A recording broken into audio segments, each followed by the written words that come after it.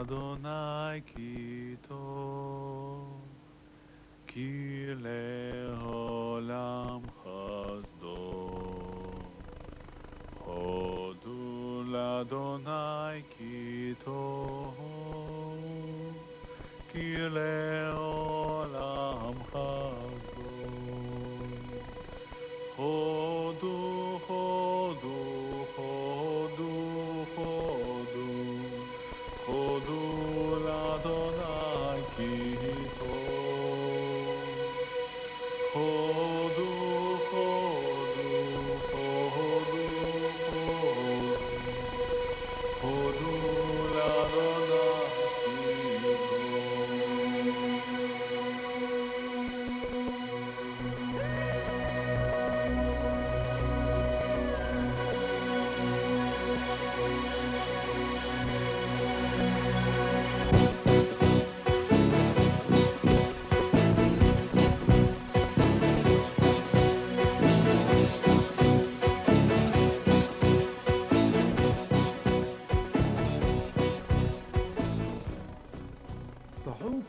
Euroopa Liidu moodustamine tekitab palju huvi ja vaidlusi nii Inglismaal kui ka terves maailmas.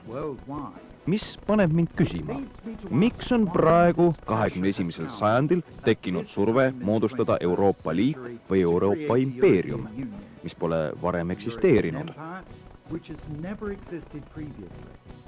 Muidugi see ei tähenda, et Euroopa Liit ei peaks olema, kuid ma küsin, mis seisab selle taga? Kas selle loomise taga on mingi varjatud eesmärk?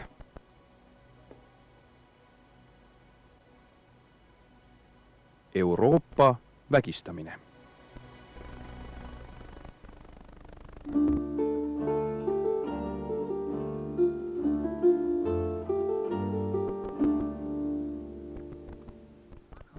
Üks argumentidest on, et hoida ära sõja puhkemist Euroopas, mis ei ole kunagi olnud ühendatud, vaid on, nagu ajaloost teame, jagatud sugukondadeks ja rahvasteks, mille omavahelised piirid on enamasti sõdade pärast muutunud.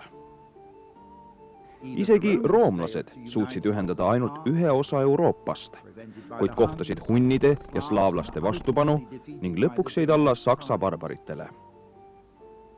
Isegi mitte võimukad Karl Suur, Napoleon ega Hitler ei suutnud saavutada seda liitu, kuigi nad kõik üritasid.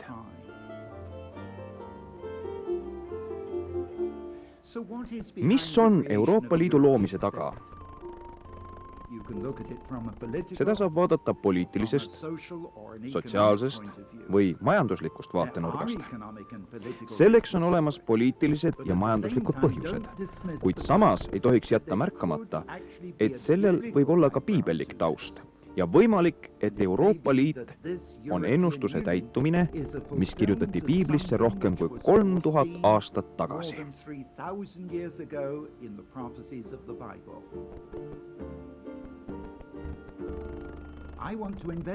Ma tahaks uurida seda aspekti ja vaadata, mida piibel ühinenud Euroopast räägib. Alates sündmustest eelmise sajandi lõpus, mitte ainult vägeva Nõukogude Liidu, vaid ka kommunismi lagunemine tervikuna, mis oli valitsenud 1/3 maailmast, hakkame mõistma, et ajaloos, eriti viimase 4000 aasta jooksul, on olnud terve rida impeeriume ja kuningriike. Me olime kommunistliku impeeriumi õitseaja tunnistajateks, kui tema alluvuses oli 1/3 tervest maailmast. Seejärel sama sajandi keskpaigas me nägime järk-järgulist Briti impeeriumi kokkuvajumist, mille kontrolli all oli olnud ka 1/3 maailma. Peale kommunistliku režiimi absoluutset krahhi hakkas Ameerika domineerima maailma poliitikas ja majanduses. Kuid samal ajal ilmus uus väljakutsuv jõud. Kerkiv Euroopa impeerium. Ja ma kasutan sõna impeerium ettekavatsetult. Mis on Euroopa? Kas see on lihtsalt sotsiaalne, majanduslik või äriline liit? Kas see on poliitiline struktuur või muutub see maailmale ohtlikuks, nagu eelnevad impeeriumid mõnede arvates olid. Lubage mulle vaadata seda detailsemalt. Tahaks pöörata teie tähelepanu sellele, mida piibel räägib. Me teame ajaloost, nagu ma juba mainisin, et on olnud terve rida maailma impeeriume ja sellele täpsema määratluse võib leida piiblist. Danieli raamatus väga kindlas ettekuulutuses võib lugeda Nebukadnetsari unenäost. Daniel tõlgitses selle, see oli suur kuju, kelle pea oli kullast, rind ja käsivarred hõbedast, reied vasest, sääred rauast, pöiad osalt rauast, osalt savist. Danielile anti teada selle unenäo tähendus. Tulemas on 5 järjestikust impeeriumi. Esimene on Nebukadnetsar ise ja Daniel ütles selgelt, et järgmine hõbedane on meedlaste ja pärslaste oma. Vase impeerium on Kreeka, rauast aga Rooma impeerium. Huvitav, et see unenägu hakkas juba tol ajal täpselt täituma.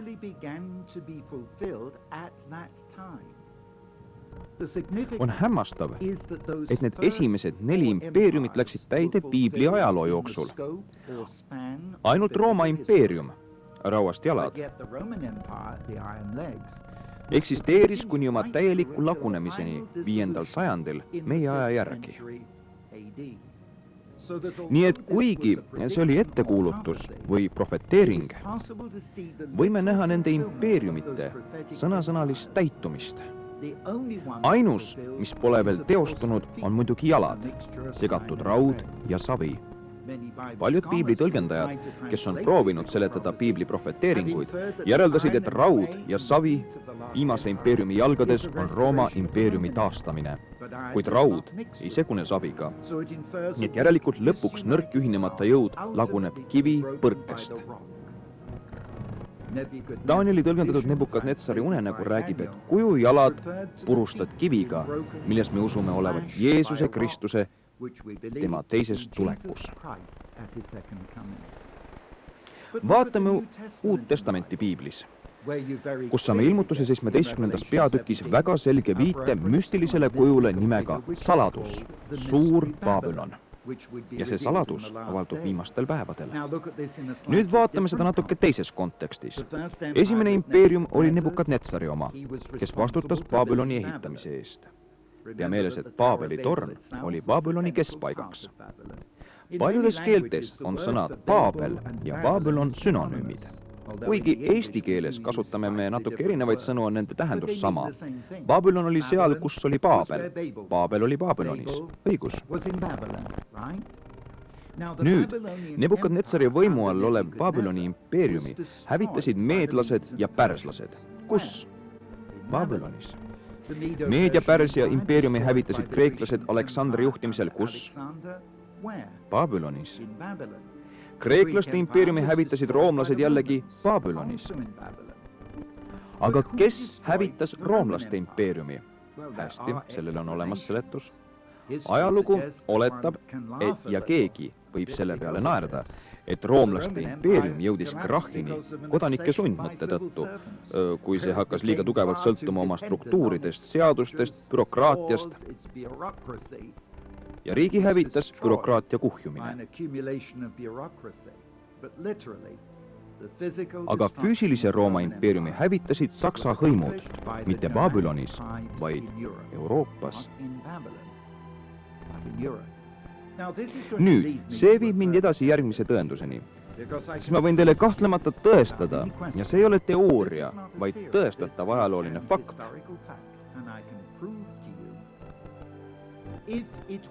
Kui Saksa hõimud tõesti hävitasid Rooma impeeriumi jäänused 5. sajandil Euroopas, mitte Babylonis,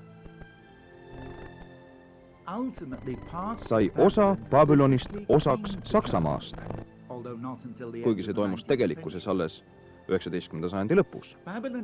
Tegelikult näeme praegu Babyloni mitte ainult Iraagis, vaid ka üles ehitatult Saksamaal.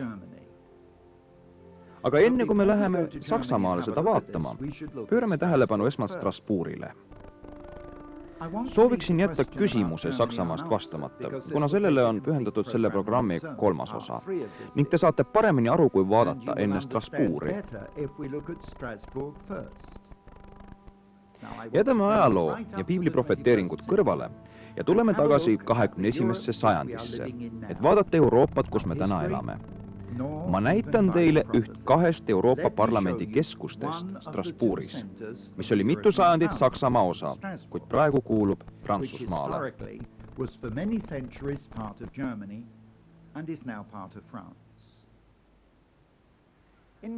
Minu käes on tavaline piibel, minu piibel. Paljud arvavad, et piibel on lihtsalt ajalooraamat või et see on täis ettekuulutusi tulevikust. Nii paljud inimesed arvavad, et profeteeringud peavad olema tulevikku, mitte meie eluaja kohta.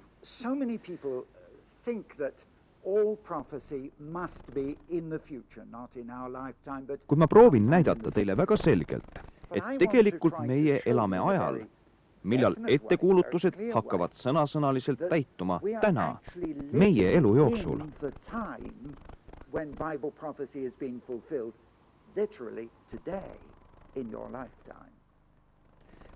Näiteks, piibel räägib üsna kindlalt, et Nebukadnetsar nägi unenäo, mida Daniel pidi selgitama.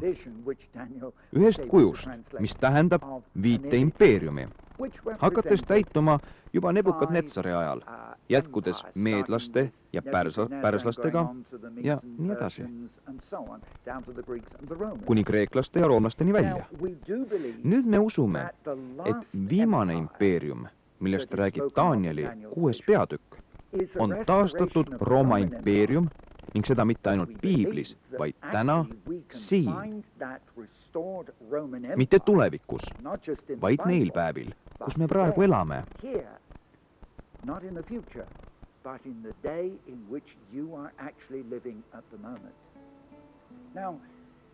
Aga kus on taastatud Rooma impeerium? Mis see on? Ma tahan teile näidata, kus see asub ning millist rolli see mängib teie endi eludes just praegu.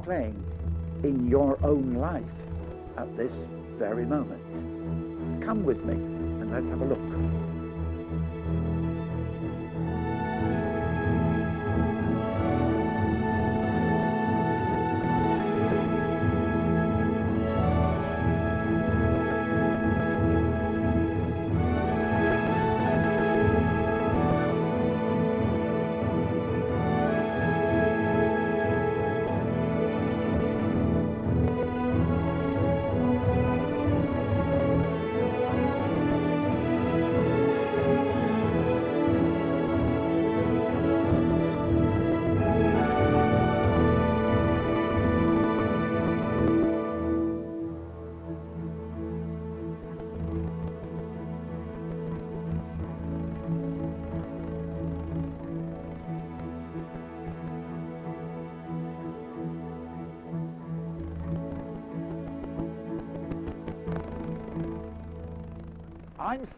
Ma olen Strasbourgis, Prantsusmaal, Euroopa Liidu Euroopa Parlamendi hoone kõrval.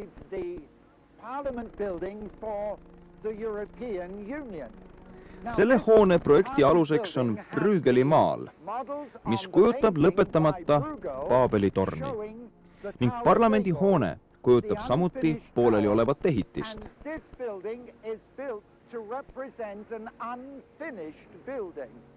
Aga tegelikult see on lõpetatud ja praegu täiesti funktsioneeriv hoone ja ma seisan selle kõrval.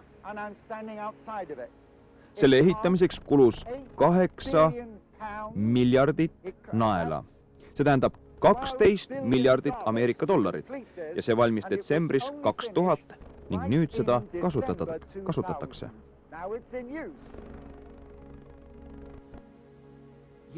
Aastaid tagasi, kui Euroopa poliitikud tahtsid kuulutada Euroopa Liidu eesmärke, et veenda meid sellega liituma, võeti reklaamipostrite aluseks tuntud kunstniku Peter Bruegeli 1563. aastal valminud maal nimega Paabeli torn.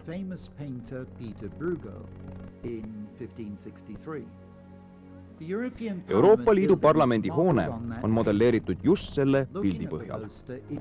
Reklaamipostritel on kujutatud Paabel ja selle logo prantsuse keeles. Palju keeli, üks hääl, pahupidi pööratud Jumala kohtuotsus Paabeli üle. Samuti Euroopa liipu viisnurksed tähed on ringi pööratud. Aga miks? See on tunnustatud okultseks märgiks. Kui nurk on pööratud alla, kujutab see saatana pead ja sarvi. Vaadake Euroopa lippu tema 12 tähega, mis tavaliselt tähendavad Maarja krooni, taeva kuningannat. Aga Babyloonia kultuuris on taeva kuninganna legendaarne tiitel, mis anti maisele emale, Nimrodile, Babyloni rajajale. Mis on Baabel? Piibli järgi ehitas Babyloni Noa järglane Nimrod varsti peale suurt veeuputust. Inimesed ühinesid, et saada kuulsaks ja tugevdada oma võimu.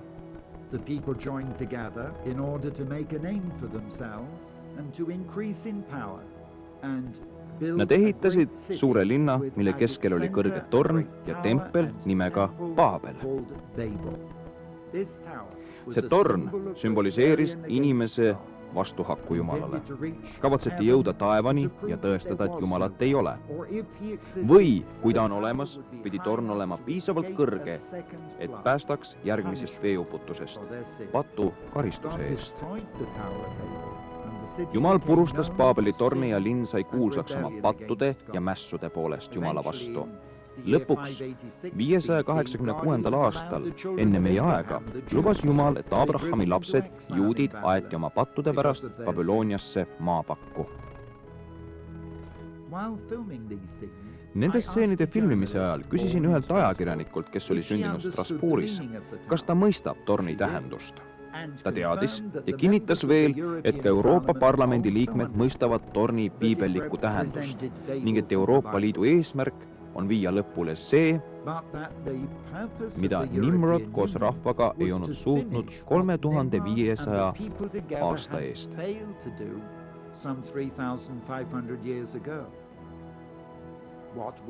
Mida nad lõpule viivad?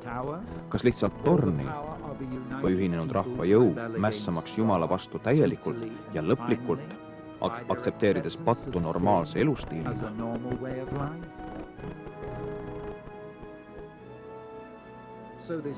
Järelikult on Euroopa Parlamendi hoone sümbol inimeste uhkusest ja mässust Jumala vastu. Koht, mille Jumal pattude pärast täielikult hävitab. Tänapäevane torn, tempel, on nagu 21. sajandi inimeste sümbol, kes ühinevad, et kuulutada, Jumal on surnud, teeme endile oma jumalad. Hiljem Danieli nägemus tulevikust, Rooma impeeriumi taastumisest ja selle lõplikust hävitamisest anti jällegi Babylonias.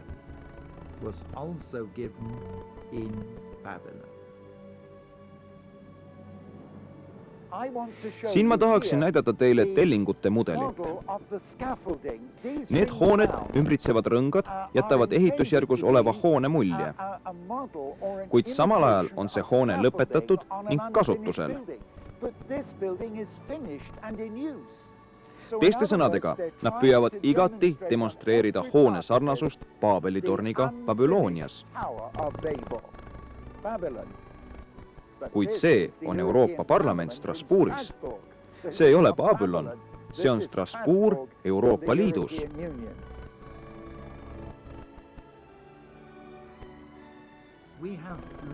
Oleme leidnud ühiseid jooni Euroopa ja Babyloni vahel ja jätkame sellega, kui vaatame Babyloni Saksamaal selle seeria viimases osas. Kuidas on aga Rooma impeeriumi taastamisega? Strasbourgis me näeme esimest viidet Roomale. Kui Rooma impeerium jõudis krahhini 5. sajandil meie aja järgi ning meie elame 21. sajandil, vahe on 16 sajandit. Kus oli Rooma impeerium selle aja jooksul? 4. sajandil meie aja järgi jagunes Rooma impeerium kaheks. Lääne poole pealinnaks siiani Rooma ja ida pool, mille uus pealinn on Konstantinoopol, tänapäevane Istanbul. Kui Rooma poliitiline võim nõrgenes, jäi vaimulik. Konstantini pöördumist järgi võim püsima. kuid jagunes poliitilise võimu poolest jätkuvalt kaheks, mis arenes seevastu ida- või Rooma kirikuks ning lääne- või õigeusu kirikuks.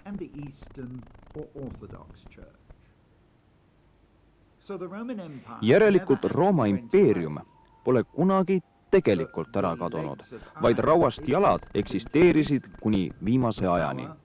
Võim läks kiriku kätte, jätkudes Euroopa peapiiskoppide kaudu, eriti Saksamaal ja Vatikanis, mis on tänapäevani eraldatud riigiks Euroopas. Kuni tänapäevani, mil viimase 50 aasta jooksul rajati uus Rooma lepingul põhinev Euroopa impeerium, mis koosneb paljudest rahvastest, kus on ilmalik segatud vaimulikuga ning see on saanud lõplikuks impeeriumiks või jalgadeks, saviga segatud raud. Huvitav on, et Martin Luther oli esimene, kes eraldus vaimulikult Rooma kirikust. Kuid seejärel tuli Inglismaal võimule Henry VIII, kes oma eesmärke ning kasu silmas pidades tekitas täieliku lõhe Rooma kirikusse ning rajas Anglikaani kiriku koos protestantliku ärkamisega, mis eksisteerib tänapäevani. Suurbritannia lahkumine Roomast 16. sajandil on väga tähtis, sest selles punktis oleme me täna, ilma täieliku kokkuleppeta Euroopa Liiduga, lõhki rebitud ameerikalikkuse ja Euroopaga liitumise vahel. Kas on see arvustav faktor? On Jumal oma tarkuses sekkumas, et päästa meid sellest, milleks Euroopa Liit kohe-kohe muutub? Kas on veider, et see probleem on olnud nii vaimulik kui ka poliitiline rohkem kui 4 sajandi jooksul?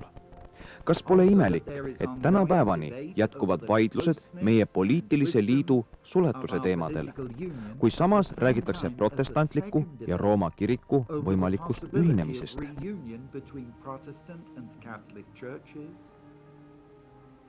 Rauast sääred on muutunud raua ja savi segust jalgadeks. Taas ellu äratatud impeeriumi kokkusobimatu segu on ette määratud hävingule, millegi poolt, mis ei ole tehtud mitte inimeste kätega, vaid Jumala Poja, Jeesuse Kristuse poolt. Tema peatses taastulekus, kui ta püstitab oma igavese kuningriigi. Mitte 1000-aastase Reichi, mida kujutas endale ette Hitler, vaid taevase kuningriigi, mida valitseb rahuvürst.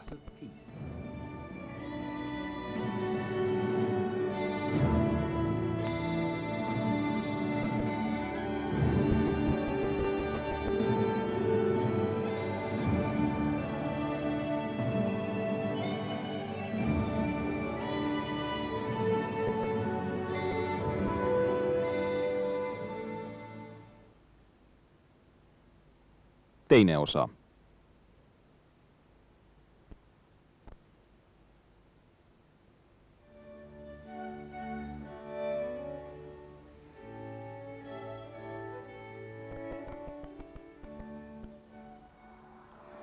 Ma olen näidanud teile Rooma impeeriumi taastamist ning seda keset Strasbourgi. Nüüd ma sooviks, et te tuleksite minuga kaasa ja me näitame teile teist osa, kus me selgitame ilmutuse raamatut. Ning ma viin teid Brüsselisse ja ma sooviksin, et te näeksite, mida ilmutuse raamat räägib sellest. Suurest Paabeli hoorast ja koletisest.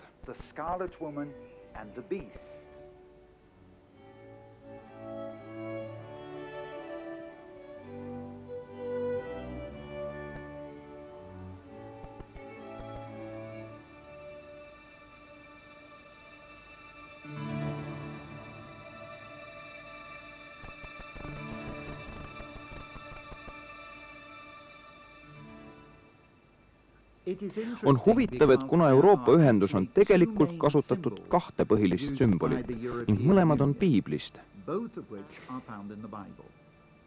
Esimene sümbol, mida me oleme juba näinud selle filmi esimeses osas, on Strasbourgis. kuhu on ehitatud uus Euroopa Parlamendi hoone Paabeli torni järgi. Aga teine sümbol, mis on Euroopas kasutusele võetud, on palju hullem kui esimene. Tegelikult võib seda kirjeldada ainult kui kurja, isegi teemonlikku, selle kuritarvitamise ja kõlvatuse kujutamiseks. See kujutab kuritegu naise vastu, mis võib viia kuriteo toimepanija vangistuseni. See on šokeeriv ja ma pean seda selgitama. Ma leidsin, et sellel teisel sümbolil on 3 allikat. Aga esmalt, mis see on ja kus see on? See on skulptuur naisest koletisel, mis on peamine kuju välja pandud Euroopa Nõukogu hoone ette Brüsselis. Selle allikat on kerge tõestada. See, mida see esindab, on Kreeka müüt. Euroopa vägistamine. See on sellest müüdist ja selle naise nime järgi sai Euroopa kontinent oma nime. Siiski me leiame sama kujutuse koletise seljas sõitvast naisest Piiblist. See on Ilmutuse raamatu 17. ja 13. peatükis. Ning koletist on kirjeldatud Danieli nägemuses Vanas testamendis Danieli raamatu 7. peatükis. Kreeka mütoloogias, kus me vaatame sümboli algset allikat, räägib lugu Zeusist, jumalate isast, kes nägi ilusat naist, Euroopat üksinda Foiniikia rannal, mis muide on osa Iisraelist täna, ja ihaldas teda. Ta muutis ennast poolkuukujuliste sarvedega sõnniks, pimestavas puhtuses ning kummardus ta ette maha. Naine ronis talle selga ning sukeldus temaga merelainetesse enne tema vägistamist. Euroopa tõi ilmale poja ja pärast tema surma sai ta jumaliku au osaliseks, taeva kuningannana. Sel ajal, kui sõnn haihtus konstellatsiooni taevas, mida tänapäeval nähakse ja tuntakse Taurusena. Kerge on öelda, et ma eksin, aga samuti Brüsselis ning ainult 1 kilomeeter eemal Euroopa Parlamendi hoonest koos sümboliga sellest naisest koletise seljas on kaubanduskeskus. Selle keskne tunnus on sama naine. Aga nagu te võite näha nendelt piltidelt, mitte üks, vaid paljudes ümbritsevates poodides ja ärides on nimeks Jupiter, mis on jumalate isa roomakeelne nimi, kreeka keeles Zeus. Nii nagu on skulptuur Euroopa Nõukogu hoone ees Brüsselis, on mõlemates, nii Brüsseli kui ka Strasbourgi Euroopa Ühenduse parlamentides maalid naisest koletise seljas. Aga nagu see ei oleks veel piisav, on Euroopa Ühenduse liikmesriigid kasutanud seda sümbolit avalikult. Ja kuna see on väga algusest peale olnud nii, kus see on kõigil olnud kõige nähtavam, mida see siis esindab? Näiteks see kujutis naisest koletise seljast tuli nähtavale nii vara kui 1948. aastal Saksa 5-margasel pangamärgil. Samuti on olnud koletisel ratsutav naine Berliini müüril 1979. aastal tehtud maalidel. Ja 1984. aastal ilmus see kujutis Inglise margil, tähistamaks teist Euroopa Parlamendi valimisi. 1992. aastal oli see kujutis Saksa EKU mündil. EKU tuli enne eurot. Naise kujutis on Brüsseli lennujaama ootesaali maalingus. Ja kõige silmapaistvam ja selgem pilt on Saksa telefonikaardil, mida igaüks võib kasutada. Tänapäeval on see naise kujutis uuesti ilmunud uue euroraha tutvustusel, kus me leiame sama kujutise naisest koletise seljas uue 2-eurosel mündil Kreekas. See tekitab meist küsimuse. Kas Euroopa Ühenduse korraldajad proovivad meile midagi öelda? kas nad oletavad, et tänapäeva Euroopa on vägistatud? Kui nii, siis kas see on poliitiliselt või vaimselt? Ja kelle poolt? Aga ma tahaksin viidata Piiblile, kus ilmutuse 17 on seda naist selgelt kujutatud prostituudina, istumas koletise seljas, keda on selgelt kirjeldatud kui 7 peaga ja 10 sarvega. Ma seletan seda hiljem.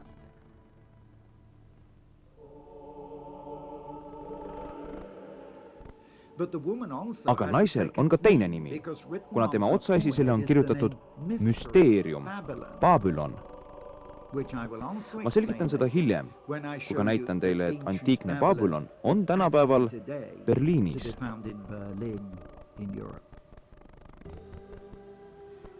Kasvades üles Kreeka ja Rooma ning samuti ka Heebrea kultuuri all, pidid piiblimehed teadma müüte, mis oli oluline osa neid ümbritsevast kultuurist. Eriti kuna Uus Testament oli kirjutatud kreeka keeles ja pealkiri Jeesuse risti kohal oli 3 keeles, ladina, heebrea ja kreeka keeles. Arvatavasti Jeesus ning kindlasti Paulus, kes kasutas illustratsioone olümpiamängudelt ja jutlustas Ateenas, ning apostel Johannes, kes kirjutas ilmutuse raamatu, mõistsid Euroope ja härja müüti. Ilmutuse 13 on koletist kirjeldatud kui merest välja tulevat ja tal on 7 pead ja 10 sarve. Vanas testamendis on koletist kirjeldatud 2 viisil. Esimene Danieli 7, kus 4. kuningal või kuningriigil on samuti 10 sarve. Aga kõige hämmastavam on see, mida ma järgmisena kirjeldama hakkan.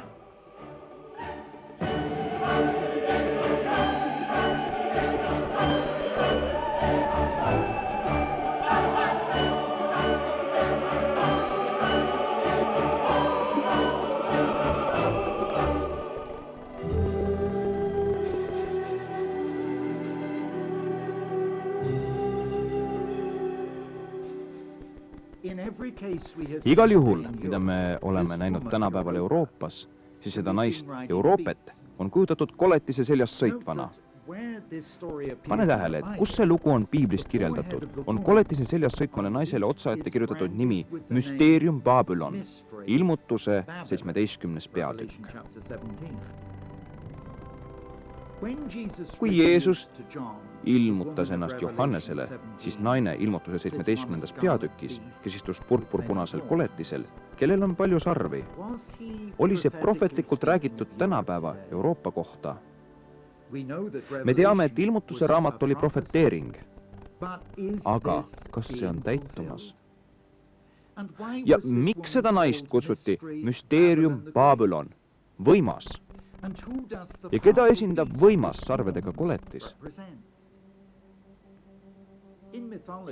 Mütoloogias naine, Euroope, hoiab kinni jumalate isast, kes oli moondanud end poolkuukujuliste sarvedega härjaks. Kesk-ida paganliku jumala isa sümbol on Baal. Ja nagu teada arheoloogiast ning piiblist, Zeus või Jupiter, nagu me teame Kreeka või Rooma kultuurist, oli härg suurte poolkuukujuliste sarvedega. Ja antiikse Babyloni ning Kesk-ida valitsev jumal oli kuujumal, samuti kujutatud kui härg poolkuukujuliste sarvedega või lihtsalt poolkuu. Meil on igati põhjust uskumaks, et Allah on seesama kuujumal, mida Muhamed otsustas kummardada ja keda kummardavad paljud inimesed tänapäeval. Poolkuu on islami rahvusvaheline sümbol selle mošeedes ja lippudel igal pool tänapäeval. Seega, mis ühist on Euroopal islamiga? Vaadates ajalugu on islam algusest saadik võidelnud Euroopaga. Esmalt islami pealetung Euroopasse Türgi, Balkani, Hispaania ja Prantsusmaa läbi, vallutamaks Euroopat sõjaga. Siis Euroopa ristiretked Piiblimaale Iisraeli, et võita kontroll maa üle islamilt tagasi.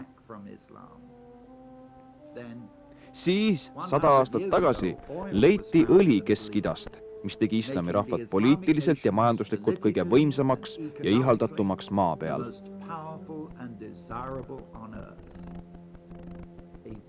Algas tugev ühendus Euroopa ja islami vahel.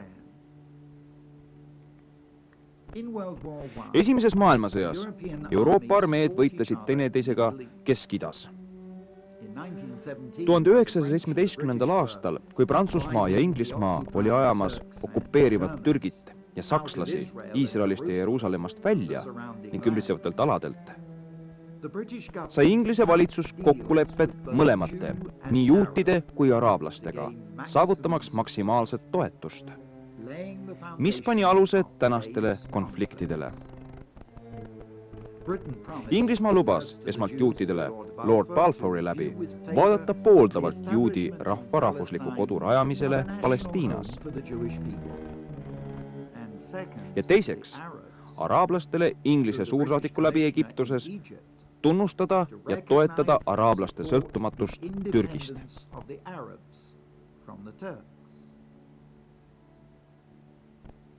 See tugev ühendus Euroopa ja islami maade vahel, mis algas Esimese maailmasõja ajal, võttis teise pöörde teises maailmasõjas.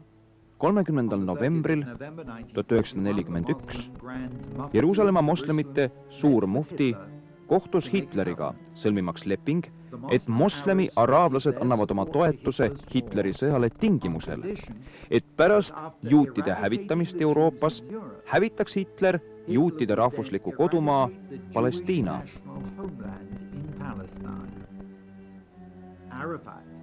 Arafat, kellega Euroopa puutub kokku täna, on suure mufto vennapoeg,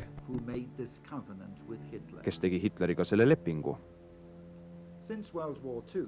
Alates teisest maailmasõjast ühendus islami ja Euroopa vahel on jätkunud. Rahumeelne Euroopa vallutamine on toimumas. Migratsioonitöötajad ja põgenikud on oodatud. Saksamaal on 3 miljonit moslemist türklast, Prantsusmaal 5 miljonit Põhja-Aafrika moslemit ja Inglismaal 2 miljonit moslemit endistest kolooniatest ja mujalt. Islam on suuruselt teine ja kiiremini kasvav religioon Inglismaal täna. Euroopasse on laiaulatuslikult sisse tungitud. Islam on liberaalselt tervitatud, maad on tasuta annetatud nende mošeede ja koolide jaoks. Ja samal ajal, kui Euroopa kultuur on maha surutud islami riikides ja kristliku usu praktiseerimine on seadusega keelatud, kardame me oma Euroopa riikides solvata islami. Meie Euroopa kristlikud juhid teevad armastavaid, uskudevahelisi ettepanekuid Babyloni kuu jumala Allahi suhtes, et tunnustada teda kui teist piibli jumala võrdset ilmutust. Euroopa, islam ja Iisrael. Euroopa ühendus, järgides Hitleri traditsiooni, on üks suurimaid Arafati Palestiina poliitilisi ja finantslikke toetajaid juutide vastu. Euroopa kuu järel rahastab Arafati terroriorganisatsioone kümnetes miljonites dollarites Euroopa maksumaksja taskust. On Euroopa see naine, keda vägistab härg, islam, kelle seljas ta sõidab?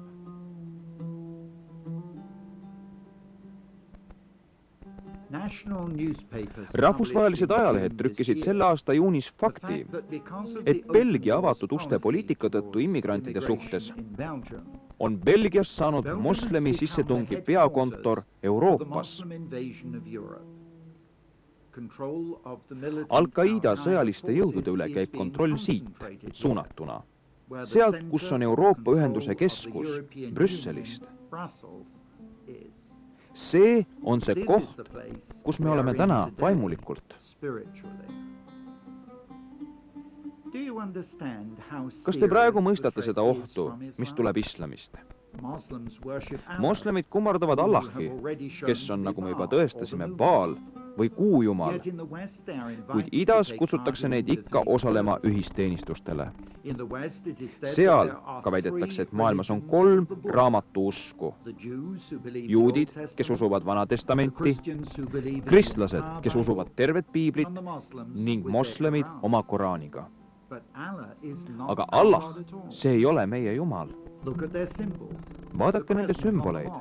Poolkuukujuliste sarvedega sõnn mošeedes ja moslemite lippudes. Arvatavasti nemad kummardavad Baali, sõnni, kes ongi saatan. Võrrelge sümboleid ilmutuse peatükkides 13 ja 17 ning te veendute, et koletis, kes vaigistas Euroopa, iseloomustub just sarvedega. Because of its horns.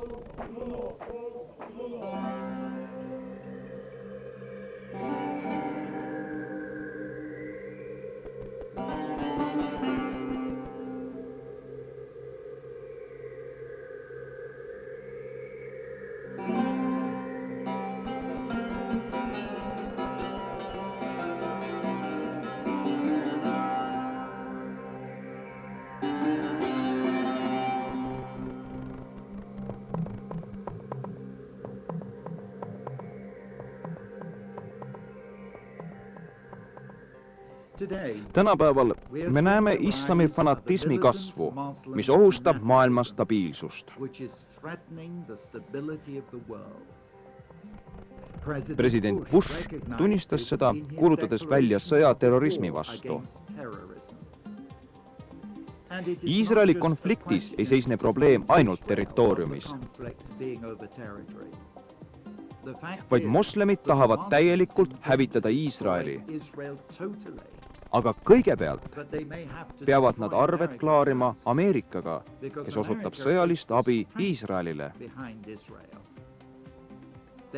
Moslemitel ei piisa ainult Iisraelist või nii nimetatud okupeeritud territooriumist. Nemad ei jää enne rahule, kuni iga juut on hävitatud ja välja heidetud tõotatud maalt. Peale Iisraeli on järgmine vaenlane kirik. Islami võitlejad vihkavad risti, nad vihkavad kõiki kristlikke sümboleid.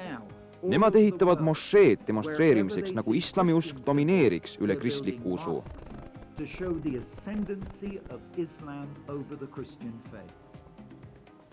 See on ainult osa suurest lahingust, mis toimub viimastel päevadel. Need faktid on väga tõsised ja me peame palvetama. Saudi Araabia ehitab mošeed igale poole, isegi sinna, kus on vähe moslemeid.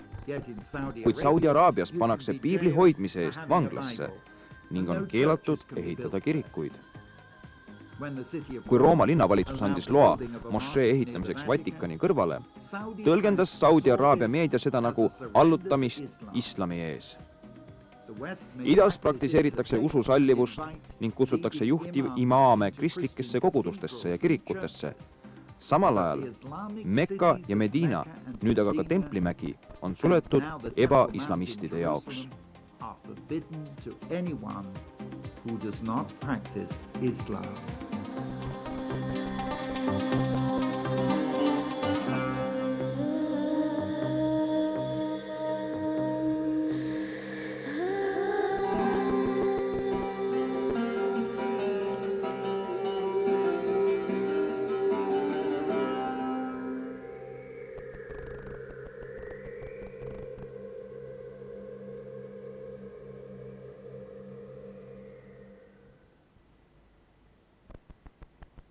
Kolmas osa.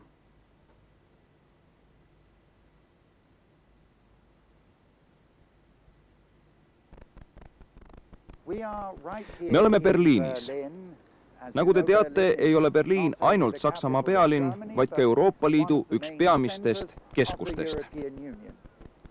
Ja siin me seisame Pergamoni muuseumi kõrval. Pergamoni muuseumis on 2 peamist asja. Saatana troon või aujärg, millele viidatakse ilmutuse 2. salmis 13. ja Babyloni värav. the gate to Babylon. Ja kumbki neist ei ole taastatud. Both of these Tegu are on not originaalidega, mis on toodud reconstructions. siia They are Pergamonist original, ja Babyloniast. taken from Pergamum and from Babylon.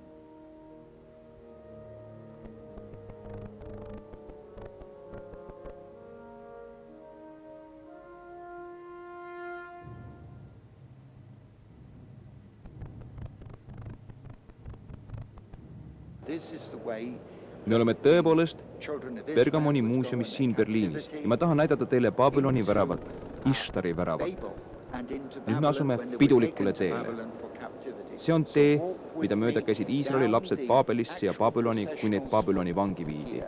Nii et tule koos minuga mööda tegelikku Now, in peateed. front of me, Nüüd I'm minu ees on actually Ishtari värav, mis on tuntud at tema the kujutatud Ishtar 337 which maajumala is known poolest. because it has 337 snake gods on it.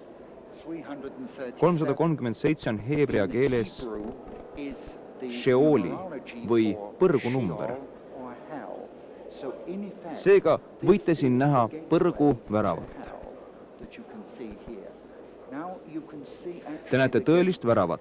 See ei ole mudel, vaid algupärane värav, mis valmistati 600 aastat enne Kristust ning toodi Babylonist siia ja taastati selles Berliini muuseumis. And has been brought here and reconstructed here in the museum in Berlin. In the previous part Selle of this dokumentaalfilmi document, varasemas osas we saw nägime the woman me naist, Europa sitting on Euroopat, the beast. istumas metsalise seljas. That's the image of the European Euroopa Liidu Union. kujutis. But when Jesus Aga kui showed Jeesus näitas John ilmutuses the woman in 17. Revelation peatükis 17, Johannesele naist, whom we keda me now nüüd usume believe olevat to be Euroopa, she oli had naisel the name otsaees on her nimi forehead, Babyloni Babylon. saladus. I can explain the Ma mystery võin seletada how she saladuse, receives this kuidas ta selle nime saab and also ja I can võin tuua välja ka demonstrate the seosed connection Babyloonia between ja Euroopa Babylon vahel. and Europe. We saw it first Me nägime seda in esmalt Strasbourg, Strasbourgis, Paabeli the tornis. Tower of Babel. Ja nüüd esialgne Babylon on nüüd The original Euroopas. Babylon is actually in Europe. 600 years 600 aastat enne Kristust, after years peale of aastatepikkust rebellion, vastuhaku Jumalale, viidi juudid Jeruusalemmast vangi, maapakku Babylonis, teemonite, sortside ja loitsude asupaika. the haunted demons, sorceries and spells. The very place chosen by the devil Lutsiferi, saatan enese poolt valitud kohta, et panna alus tema maailmavalitsusele vastuhakus Jumalale. Psalmis 137 näeme, et pagendatud nutsid Babyloni jõe ääres, kui nad meenutasid Jeruusalemma. when they remembered Jerusalem. Why? Miks? Well, in Babylonis Babylon oli was the Ziggurat, ziggurat, the rebuilt üles Tower of ehitatud Babel, Paabeli torn, symbol of Jumala defiance põlgamise against sümbol God, and the temple of ja Marduk, Baal by Marduki, his other tuntud name. ka Baali nime all, draakoni jumala, see tähendab kurja vaimu, saatana enese tempel, and human sacrifice. keda ülistati enda piinamise ja inimeste ohverdamisega. Pidulik peatee selle kõige juurde viis läbi Ishtari värava. Koletiste parvega kaetult, sealhulgas 337 madujumalat. Number 337 tähendab heebrea numeroloogias Sheoli põrgut. Oli kahtlemata värav põrgusse maa peal. Pole ime, et kui Jumal ime läbi juudid 70 aastat hiljem Babylonist välja viis, olid nende suud täis naeru ja hõiskamist. Aga kus on Babylon tänapäeval? Jah, seda taastab Saddam Hussein väljaspool Bagdadi, Iraagis. Aga enne, kui ta seda tegi, tuli esialgne Babylon Saksamaale. ajalugu vaadates võib näha, et kõigepealt pärisid Babyloni kurja vaimu meedlased ja pärslased, kui nad vallutasid linna 359 aastat enne Kristust.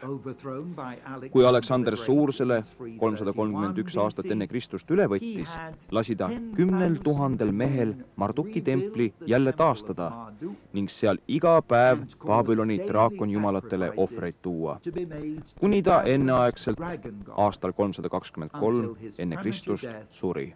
In 323 BC. By the year 64, 64. aastaks enne Kristust kukutas Rooma impeerium Kreeka, et asuda ise tema kohale. Daniel profeteeris, et see impeerium püsib muutuval kujul kuni Kristuse taastulekuni. Roomlaste läbi lõi Babyloonia vaim taas Jumala sõna kuulmatut rahvast. Hävitades 70. aastal peale Kristust nende templi Jeruusalemmas ja pillutades juudid laiali üle kogu maa, mis pidi kestma kuni Iisraeli imelise taastamiseni aastal 1948. Pärast Rooma impeeriumi kokkuvarisemist määrasid Rooma paavstid edukad Euroopa kuningad Püha Rooma imperaatoriteks ja paavst Püha armee poliitiliseks juhiks. Püha Rooma imperaatori tiitlit kandis 100 aastat Germaani Habsburgi dünastia. Nad said igaveseks ka Jeruusalemma kuninga tiitli, kui Euroopa ristirüütlid võtsid 1601. aastal türklastelt Jeruusalemma. Nad kannavad seda tiitlit ka tänapäeval.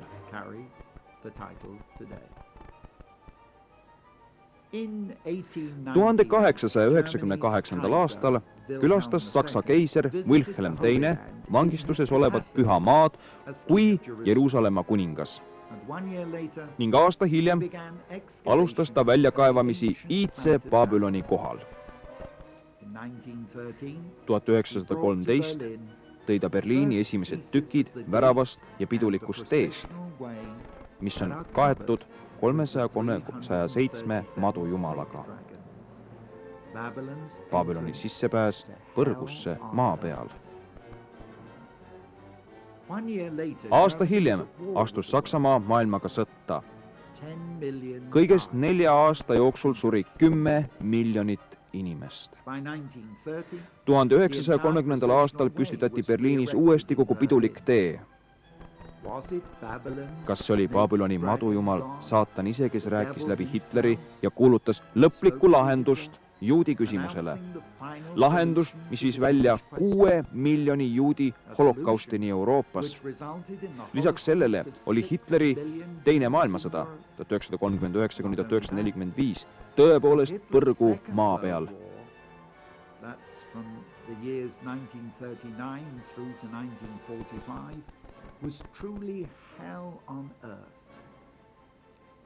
Kokku 55 miljonit surnut, varemetes Saksamaa ning ida ja lääne suurvõimu vahel jagatud Berliin.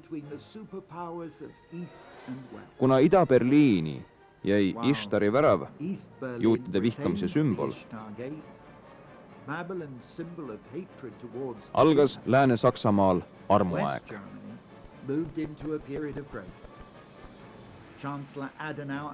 Kantsler Adenauer, pühendunud kristlane ja eluaegne natsismi vastane, tunnustas piibellikku tõde, et Jumal õnnistab neid, kes õnnistavad juute.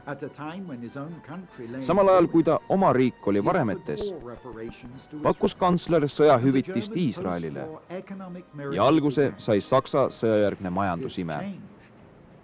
Olukord muutus, kui Ida- ja Lääne-Saksamaa 1990. aastal taas ühinesid. Tänapäeval on Saksamaa ülistatud majandusime kriisis. Huvitav, miks? Kuningas Nebukadnetsari isa pani esimesele Babylonile järgmise nurgakivi. jumalate Nabu ja Marduki korraldusel, kes käskisid mul panna paika Babyloni alused otse allilma südamesse, nii et selle pea võiks võistelda taeva enesega, olema kummardunud ja teinud, nagu mind kästi. So that its head can vie with heaven itself. I have bowed my neck and done as I have been commanded. Berliin, ikka veel Babylonist toodud väravaga, on taas pealinn ja kantsler Schröder kolis ka Saksamaa valitsuskabinetti Bonnist Lääne-Saksamaal sinna.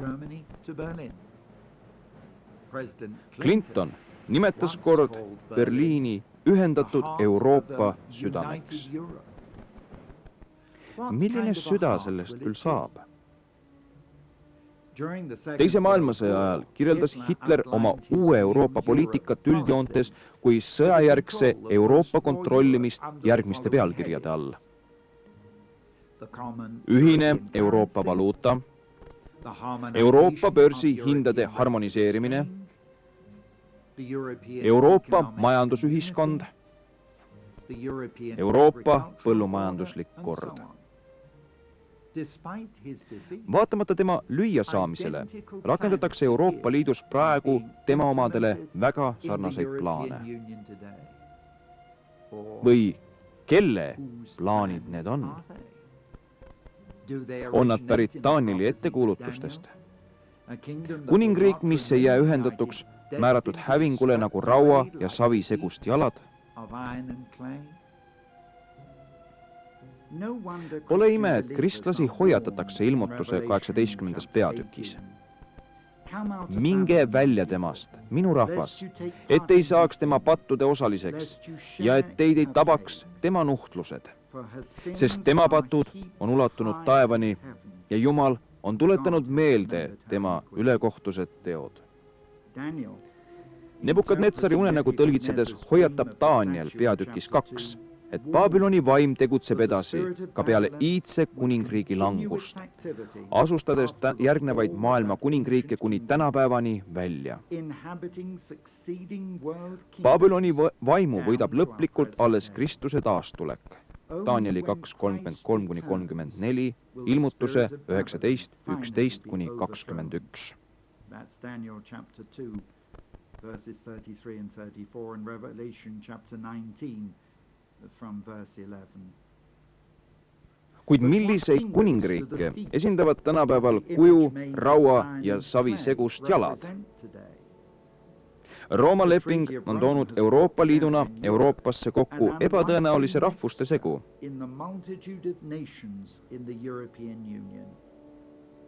Kas see on viimane osa kujust, mille purustab Kristuse taastulek?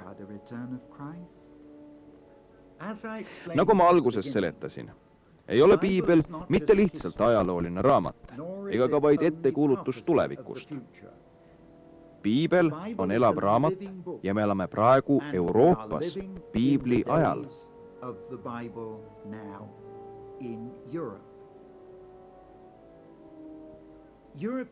Deemonlik, saatanlik võim valitseb eriti Euroopat. Paabeli torni ehitatakse jälle üles maksumaksjate rahadega. Prantsusmaal on metsaline ja naine osa mitte ainult Brüsselist, vaid ka teie eludest tänapäeval. Babylon ja põrgu sissepääs Berliinis mõjutavad Euroopa otsuseid sinu ja su laste käekäigu kohta.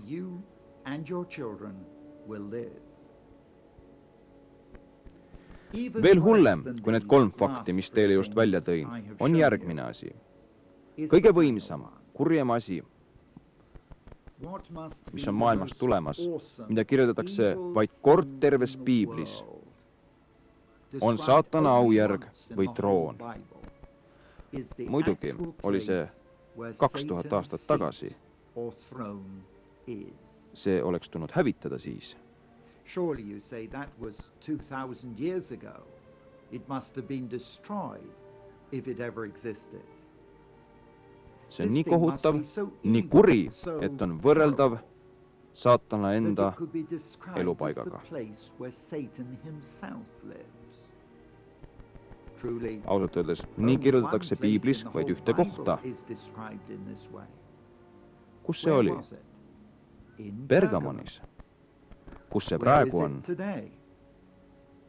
Berliinis, Kesk-Euroopas. Piibel ütleb ilmutuse teises peatükis. Ja Bergamoni koguduse inglile kirjuta. Nõnda ütleb see, kelle käes on terav kaheterane mõõk. Ma tean, kus sa elad, seal, kus on saatana aujärg. Ja sa pead kinni mu nimest ega ole minu usku salanud ka neil päevil, mil Antipas, mu tunnistaja, mustav, tapeti teie juures, kus saatan elab.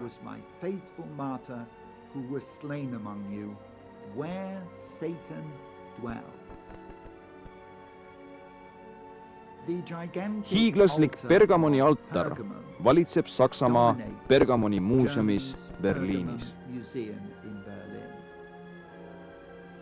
Esialgse asukohaga Väike-Aasias, praegune Türgi, oli Bergamoni tempel koos altariga keisri ülistamise keskuseks. Kui keelduti tunnistamast keisrit jumalana, tuli maksta rituaalse surmaga altaril. Piibel nimetab seda saatana trooniks või aujärjeks ning selle astmetel tapeti algkristlasi kui märtreid nende usu pärast Kristusesse. Saksa arheoloog Karl Humann leidis selle väga heas olukorras olevana 19. sajandi lõpus ja transportis iga kivi ettevaatlikult laevaga Berliini. 1902. aastal tähistas keiser Wilhelm II Berliinis selle kui tema valitsusaja uhkeima monumendi püstitamist, ekstravagantse festivaliga pagan jumalatele. On tähelepanuväärne, et selle lühikese aja jooksul valitses Saksamaa ajaloos terve rida sündmusi, mida võib omistada vaid saatanlikule kontrollile.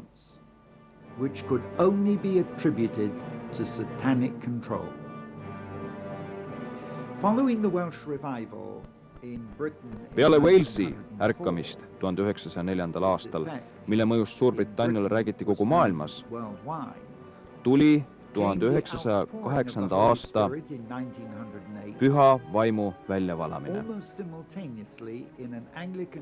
Peaaegu samaaegselt hakkasid Munk Weymouth anglikaani kirikust Suurbritannias, inimesed Azusa tänaval Los Angeleses, Ameerikas ning veidi aja pärast ka Saksamaal Kasselis palveks ja ülistamiseks kokku tulnud teistes keeltes rääkima.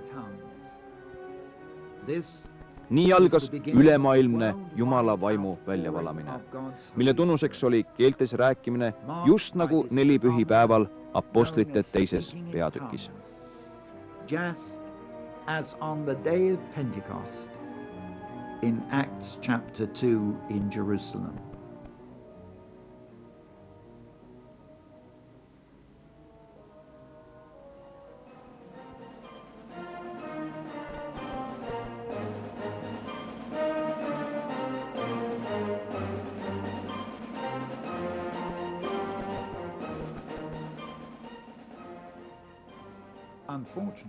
Kahjuks kujunes Saksamaa kohaks, kus see Jumala uus liikumine hüljati. Ühel Saksamaa evangeelse alliansi koosolekul Berliinis andsid evangeelsed kirikud välja selle, mida tuntakse 1909. aasta Berliini deklaratsioonina kokkuvõtvalt järgmises otsuses.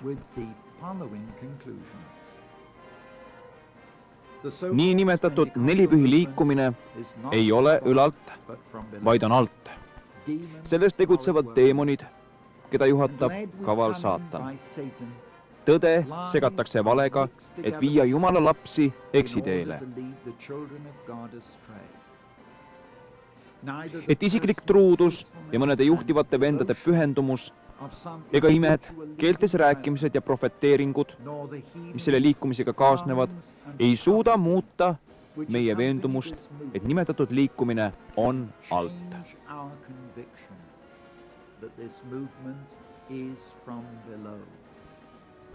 selles liikumises tegutsev vaim teeb vaimseid ja füüsilisi imesid, kuid see on vale vaim. Ta on end sellisena ilmutanud. Sellegipoolest tõotas Jumal oma sõnas.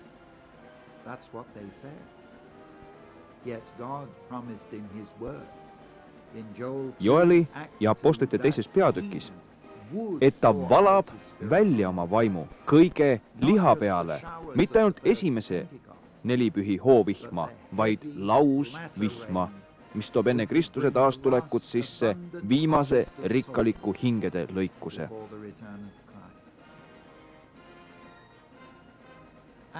Selle tulemusena oli 1920. aastateks Saksamaa kirikus saanud kaasaegse piiblikriitika ja vabameelse teoloogia esindaja,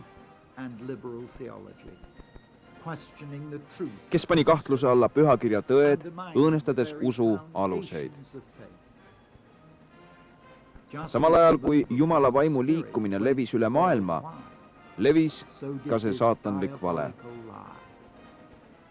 Propageeriti mõtet, et piibel ei ole inspireeritud Jumala sõna, vaid pelgalt ajalooline juturaamat, müütide ja luule kogumik. Eriti, mis puudutab Kristuse ülestõusmist. Jumalalt võeti ära tema jumalikkus, tema sõnalt meelevald ning juutidelt nende valik ja kutsumine.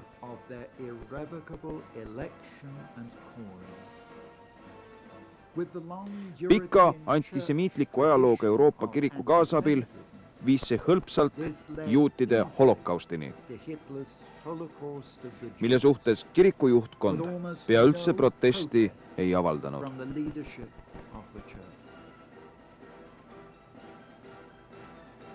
Hitlerile avaldas suurt mõju Pergamoni altar Berliinis, millest ta 1934. aastal natside suurkogunemiste jaoks Nürnbergis arvukalt reprosid teha lasi. Siit saatana aujärjelt kuulutas ta surma juutidele ja kõigile neile, kelle soontes ei voola aariaveri. Tavakirikud toetasid avalikult Hitlerit, kuid paljud sakslased kõigist uskondadest maksid eluga selle eest, et hoidsid kinni oma usust Kristusesse ning varjasid juute järgnenud natsistliku tagakiusu ajal.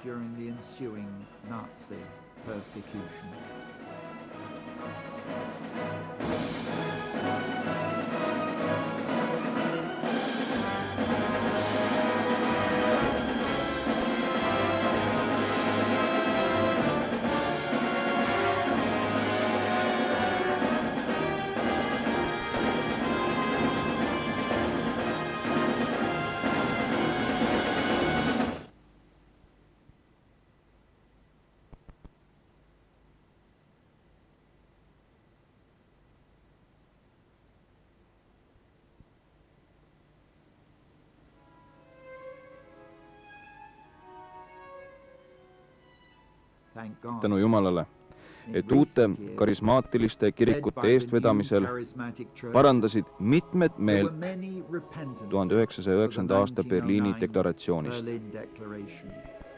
Nimelt 1994. aastal Berliinis toimunud Jeesusmarsil. Siiski 1996. aastal Berliini deklaratsioon, mis oli olnud Saksamaa kristlasi lahutavaks vaimulikuks Berliini müüriks, kukkus kokku.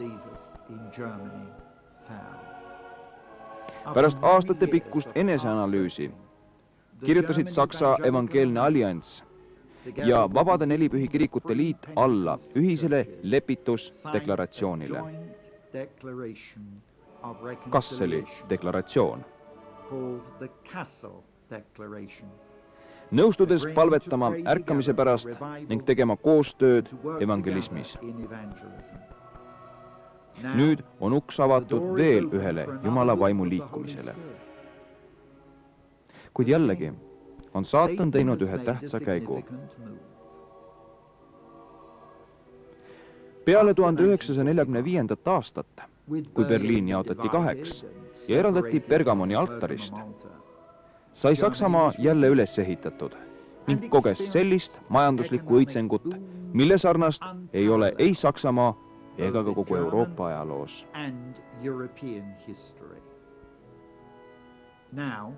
Nüüd on peale Berliini müüri lammutamist kogu linn ehitatud üles ning valmistatud asuma oma kohale Saksamaa ajaloolise südame ja ühinenud Euroopa keskusena.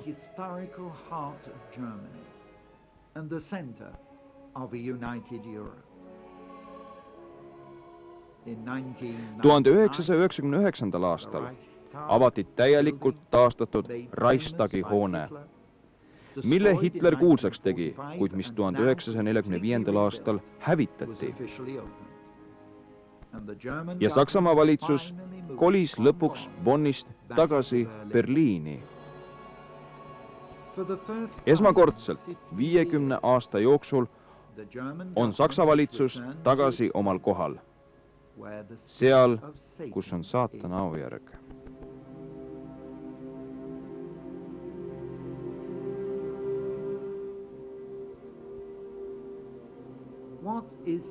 Mis on vaimulikult tähtis? Miks toimus see muutus just nüüd? Ühtse Euroopa riigi loomise ajal. Kas Euroopa Parlamendile hakatakse avaldama survet kolida ühte paljudest tühjadest ajaloolistest hoonetest Berliinis? Sest ta tegevus on praegu jagatud Strasbourgi ja Brüsseli vahel. Seal, kus on saatana aujärg. Saksamaa lähiajalugu aastates. 1867 Berliin sai Saksa Föderatsiooni pealinnaks. 1902 Berliinis püstitati Pergamoni altar, saatana troon. Keiser Wilhelm II pühitseb seda kõige märkimisväärsemat sündmust tema valitsuse ajal, korraldades paganjumalate festivali. 1908 iseeneslik jumala vaimu väljavalamine Suurbritannias ja Ameerikas. 1909 Berliini deklaratsioon kinnitab, et nelipühi liikumine on saatanast. 1913 Babyloni põrguväravate esimesed osad toodi Berliini. 1914 Saksamaa vallutab Belgia, hakkab esimene maailmasõda, 10 miljonit surnut. 1920 Saksamaa liberaalse teoloogia keskus. 1930 Babyloni värava ja piduliku tee püstitamine Berliinis. 1934 Hitler tellib Pergamoni altari, saatana trooni koopiad natside suurkogunemise jaoks Nürnbergis. 1939–1945 teine maailmasõda, 55 miljonit langenut, juutide holokaust. 1945 Hitler on võidetud, osadeks võetud Pergamoni altar viiakse trofeena Leningradi. 1947 Marshalli plaan paneb käiku ühinenud Euroopa mehhanismi. 1958 sakslaste palvel saadab Hruštšov Pergamoni altari tagasi. 1959 Pergamoni altar püstitatakse uuesti Pergamoni muuseumis Ida-Berliinis. 1999 Berliin on jälle Saksamaa pealinn, Euroopa maade peaministrid tulevad kokku Berliinis, mida Clinton nimetab ühinenud Euroopa südameks.